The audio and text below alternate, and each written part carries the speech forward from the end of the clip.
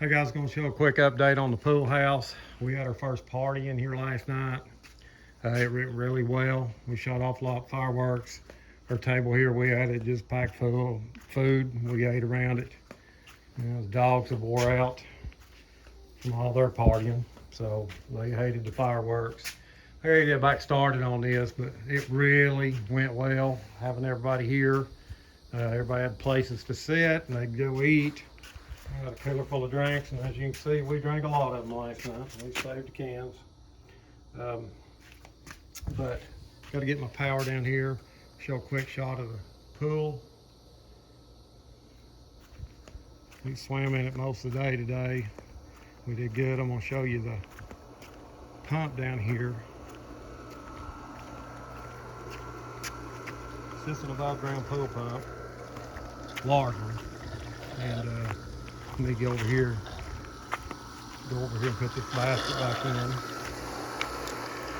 This is my little old skimp, my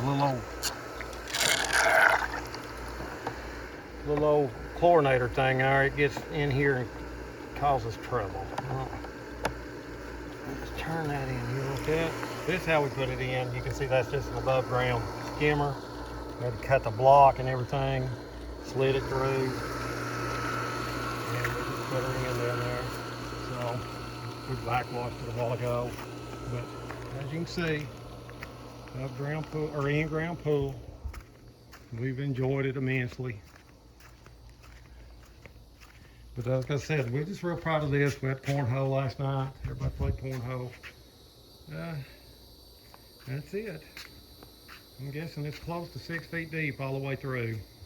I can stand on my tiptoes and keep my head out of the water, and that's about it. So, in-ground pool, underground cinder block pool house. We'll have some more updates. Like I said, I'm fixing to get started back on it and trying to finish it up before summer's over. But it really entertained well last night.